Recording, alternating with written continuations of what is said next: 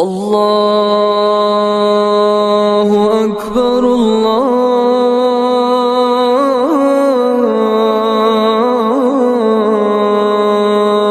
اکبر۔ السلام علیکم ورحمۃ اللہ وبرکاتہ۔ عزیزان محترم، اصحاب ایمان، اللہ تبارک و تعالی نے معلم اعظم، سید المعلمین، خاتم المرسلین صلی اللہ علیہ وسلم کے قلب اطہر پر سب سے پہلے نازل ہونے والی آیات میں ارشاد فرمایا، اقرأ بسم ربک الذی خلق خلق الانسان من علق اقرأ وربك الأكرم الذي علم بالقلم علم الإنسان ما لم يعلم۔ اپنے رب کے نام سے پڑھیے جس نے سب کو پیدا کیا، انسان کو خون کے لوتھڑے سے پیدا کیا۔ پڑھیے، اور آپ کا رب سب سے بڑھ کر کرم والا ہے جس نے قلم سے سکھایا، انسان کو سکھایا جو وہ نہ جانتا تھا۔ یہ 5 آیات ایک روشن و تابناک دور کے آغاز کا اعلان کرتی ہیں جو علم و معرفت کی بنیادوں پر کھڑا ہو، تاکہ معاشرے کا ہر فرد اپنی اپنی جگہ اور مقام سے تہذیب و تمدن کی عمارت کی تعمیر میں اپنا کردار ادا کر سکے۔ یہ ایک عظیم ذمہ داری ہے، ایک بلند منصب ہے، یہ انبیاء کی میراث ہے جس کے وارث علماء اور معلمین ہیں، اساتذہ اور مدرسین ہیں جو فکر و تربیت کے مراکز میں باشعور اور بیدار نسلوں کی آبیاری کرتے ہیں، جہاں عقل و فکر کو سنوارا جاتا ہے، نفوس انسانی کو نکھارا جاتا ہے، صلاحیتوں کو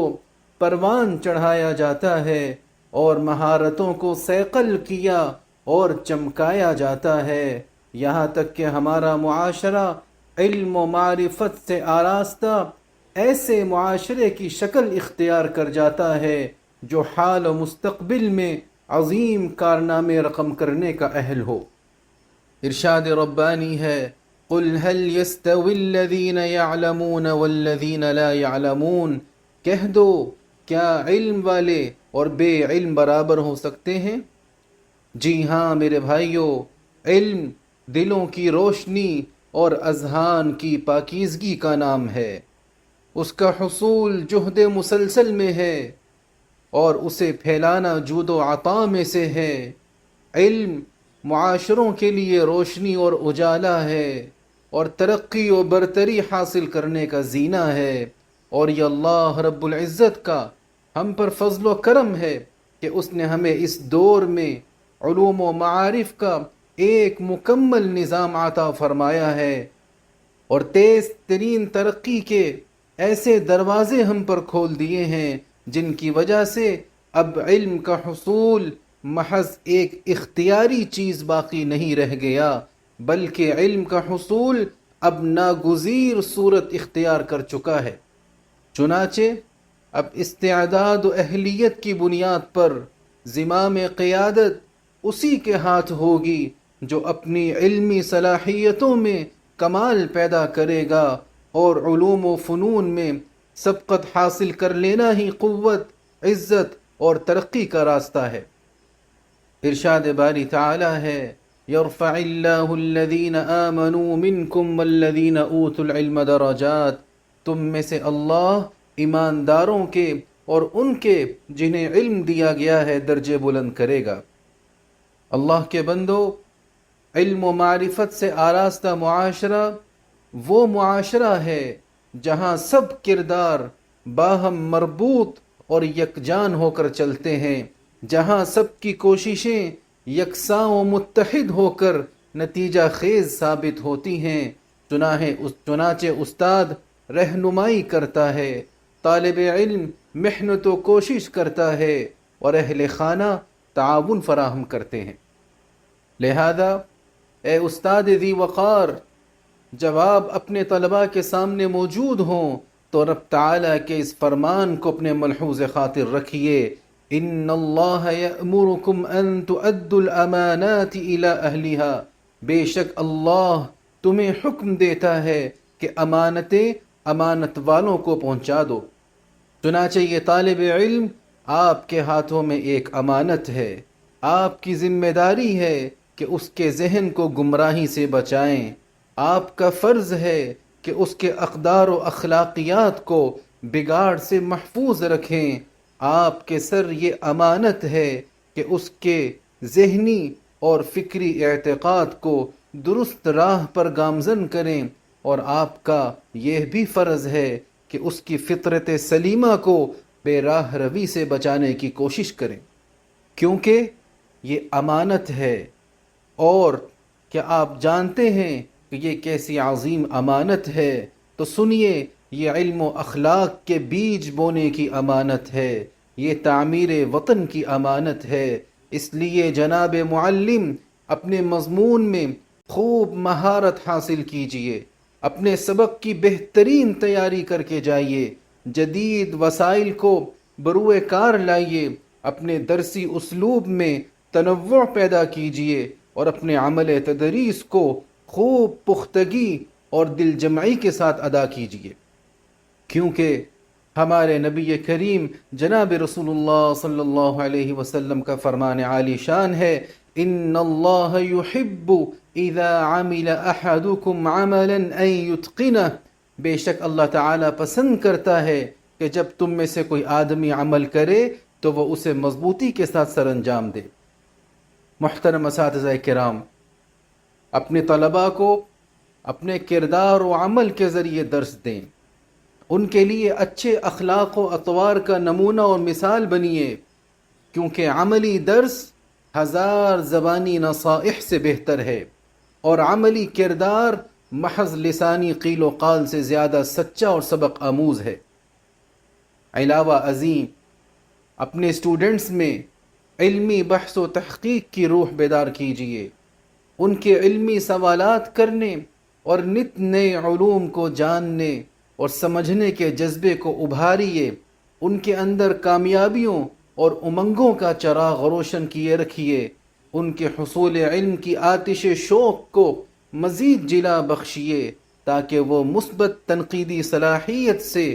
آراستہ ہو کر مضبوط علمی شخصیت کے طور پر ابھر سکیں۔ اور اے حضرات والدین، درسی سال کی آمد کا استقبال اپنے بچوں کی صلاح و فلاح کی دعا کے ساتھ کیجئے، اور کہیے وَأَصْلِحْ لِي فِي ذُرِّيَّتِي، اور اے میرے رب میرے لیے میری اولاد میں اصلاح کر،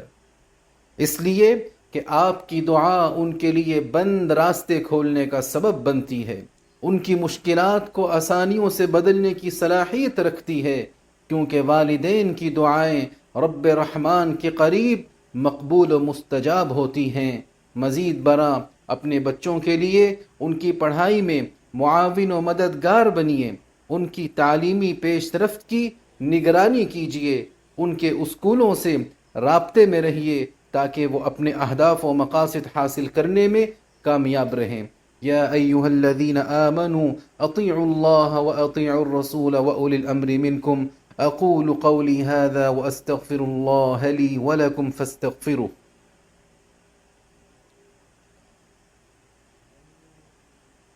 عزیزان من، اصحاب ایمان، یقیناً طالب علم ہی پورے نظام تعلیم کا محور و مرکز ہے، وہی اصل ہدف و مقصود ہے، اسی سے مستقبل کی امیدیں وابستہ ہیں، اسی کے لیے اسکول و جامعات بنائے گئے ہیں،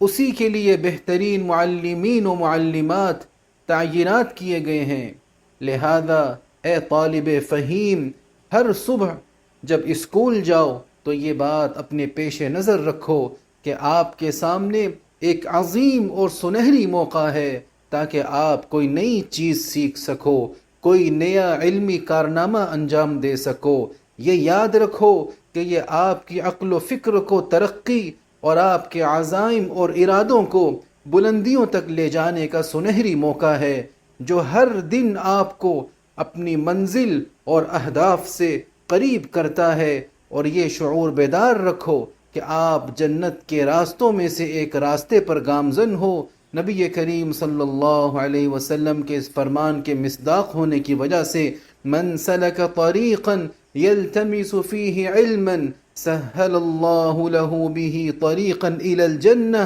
وان الملائکة لتضع